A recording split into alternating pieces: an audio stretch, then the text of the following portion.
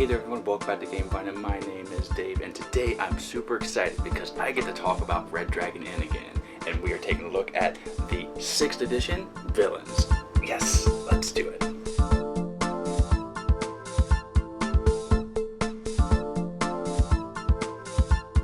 Now, as a disclosure, this is a review copy from Slugfest Games. Thank you so much for your support, really do appreciate it.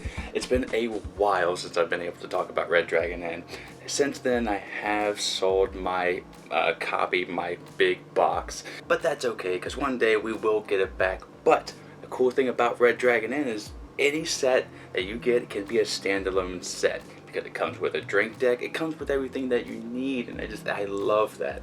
So the 6th one, it says it right here, it brings in villains. It also brings in the aspect of one versus all, and that gives me goosebumps. Now, if you know anything about our channel and our relationship to Red Dragon, and you know we love the game, and I'm not going to be doing a how to play on this video, though I do plan on doing a video dedicated just to a how to portion, because the first video I ever did of Red Dragon Inn 1, I'm just not really proud of that one. So look out for that one. If it's already made, it's probably right here in the corner right now. But today we're just going to look at every one of the roles that we get, the drink deck, and see what this game has to bring to us. So let me give you a brief description on what's in the box, and then we'll go from there. Let's go.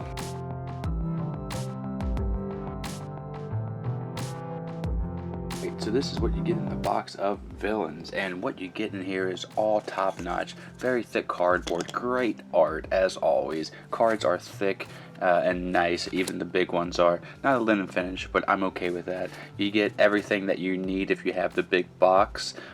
Number 5, a little sad face, rest in peace for my copy, but we will get it back.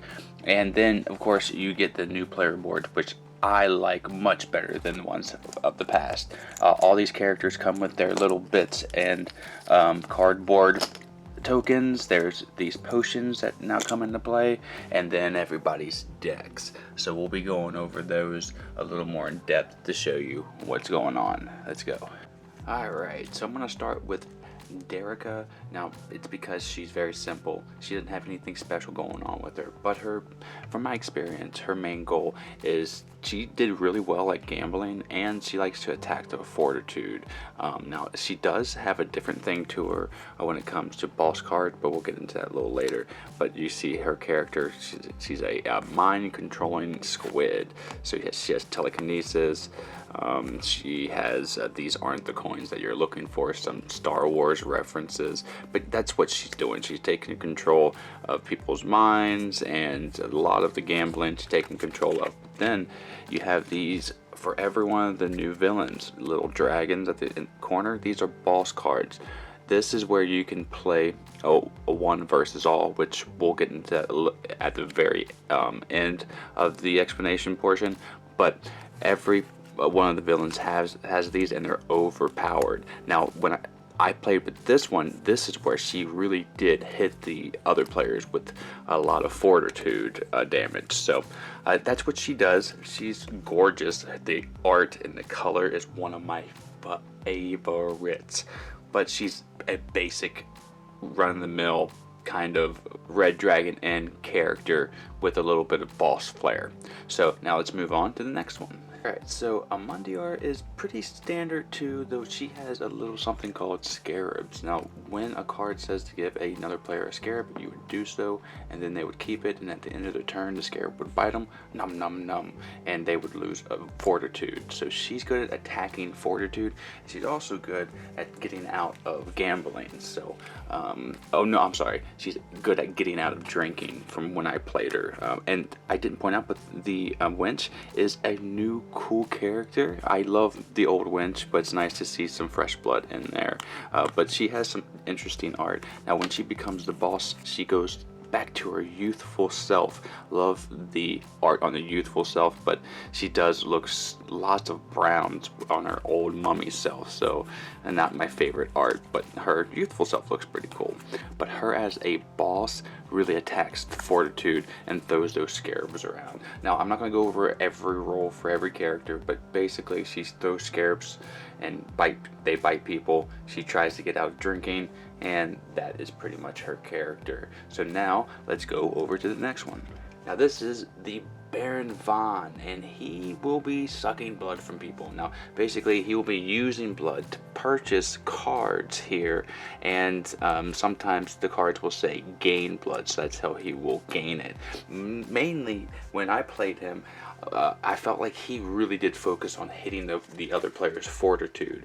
Now he has this wolf form that kind of surprised me. That really has a lot of fortitude damage. Now he did have a little bit of everything as well, that like making people drink, and his boss forms are really cool as well. But what I think he mostly focuses on is trying to bang up people's fortitude, because he's sucking their blood and getting better cards as time goes on. I found that he was my favorite boss to play in a like one versus all boss battle, but it's a close second to the Goblin. Speaking of which, let's go to him. Alright, so this is Toggle Snarf, the first of his name. Now he isn't alone. He brought his whole crew with him, and he's interesting because he has minions that will stick around as long as they get paid the gold that they were told. So in addition to action cards that you'll be playing, and from my experience playing with him, he likes to ignore stuff and give it off to his minions.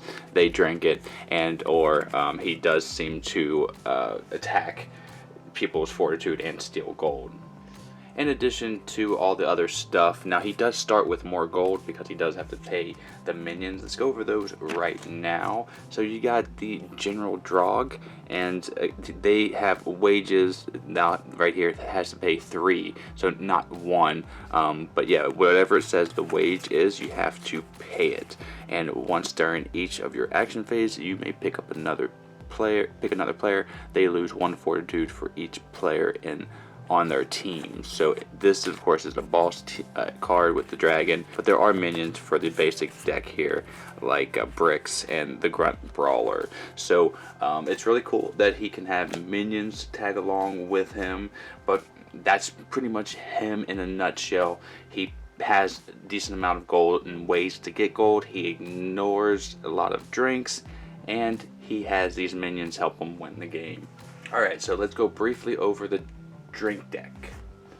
Alright, so we're just going to briefly skim over the cards so you can see some of these cool drinks that they come up with. And again, I love the new iconography. It's really straight to the point and makes more sense, I think, in the art. I just love the art on these drinks here. And the gelatinous cube drink. There's just so much interesting detail in all these drinks. They do such a good job. And all the old favorites are back as well. But yeah, that's the drink deck. Now the event deck here is just like the C deck from the 4th game. You'll put tokens on it. The first time you'll put 2, and after every turn you'll take 1 off, and then it will flip over, and then it'll tell you the next time and how many tokens you have to start with. But basically it has effects just like the other game the C deck does. Now you can mix the play, but you keep the deck separate, but sometimes you might have the C deck card go off as well as the dungeon deck. I love this though, I have to say. I'm a big fan of that small deck. Alright, so I'm going to be going over the boss 1 versus all variant, just the basics. If you want a good detailed explanation, go to the Slugfest YouTube. They have a great explanation on everything. I'll leave it in the description below. But basically, you're going to have a team here. You're going to start with a set amount of potions that heal more of the fortitude and the intoxication. When a team is together, only one person will keep track of the fortitude and health, but they'll start with more potions the more players they have. And with that being said, the boss will start with more cards in his hand, depending on how many players are here. So turns go back and forth just like anything else, but the boss will take their turn, and the adventurers that are on team will take their turn, flipping over this, letting everybody know that their turn is done. Once that is all the way done with everybody else, the turn will pass back to the boss. Now when it comes to the drink deck, the boss can divvy out the drinks however he'd like. He does put out 1 drink per character that is playing against him. And that's essentially it. A lot of the other stuff when it comes to the boss games will be specifically put on the cards, and they'll say a player or a boss. Oh, and again, those are on the cards that have the dragon borders right here. So again, if you want more of an explanation, you can go to the Slugfest YouTube. They'll give you a great explanation there. That's everything I have for you. Now to my final thoughts. Let's go. And that is Red Dragon Inn Villains. Now I'm going to give this a grade because we haven't graded it since our new system, and it gets a 93, and it gets the must play game Vine Award. Okay, I'm biased, so know that going in. If somebody else were to grade it, they'd probably put it in the 80s. I've seen the internet on some people's opinion who don't like this game, but for the people who do like this game, like me, we love it. And the game has built over a long time and added little things here and there, but this is the most substantial jump I think the series has to offer so far. They've done the event deck, so the dungeon deck before, so that's nothing new. But then adding the team aspect that I really didn't go over too much. Again, Slugfest has a YouTube channel. They do a fantastic job breaking down all the aspects in little chunks of time for videos that you can digest really easy. So go check them out. Again, description below, you can find that. And the one versus all with a team aspect, it's so cool. I didn't get to experience like 2v2. I was the big baddie versus two other players, and that was so much fun. I played that one over and over again. And the roles are really fun. I think, yeah, the goblin would be my favorite. I don't know, just hiring minions by your side and all the goofiness that he brings, I think I like him, but it's a close race between, they're all very, very nice. And the squid lady is so pretty. I love the colors, purples and blues. I'm a sucker for those. And they have a new winch, which is fantastic. And I didn't mention, but this is underneath the Red Dragon Inn kind of brewery or whatever you're in. It's like in the dungeons where the villains go and drink, which is pretty cool. Is this my favorite? Well, it's really freaking close, but number 2 stays in the number 1 spot. There's something nostalgic about number 2, even though it's just a basic 4 rolls and just the game. I love that one, but this is such a good addition, and if you like Red Dragon Inn, I absolutely recommend this one. It gamifies it just a little bit more, and if you think that the game of Red Dragon Inn has run stale, well, you definitely need to get this and run this a few more times because you'll have a newfound appreciation for it. And that's what I think about this edition. Stay tuned, we're going to be going over the 7th expansion here soon and some more. So thank you so very much Slugfest Games for hooking us up with this review copy. We could not have done this review without you, and thank you so much Vine Nation for clicking the like and subscribe. Yeah, we did that. Until next time that I see you, have a great rest of your day and a great time with all that you play. I'm going back to the end, everybody. Bye.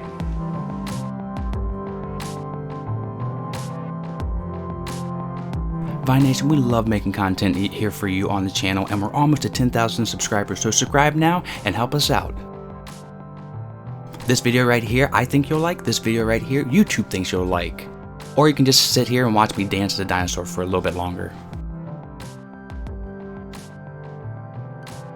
You can visit us at our social media outlets, and we're going to be improving our Patreon here soon. That's all for today. Miko, it's time to go. Good girl, Miko.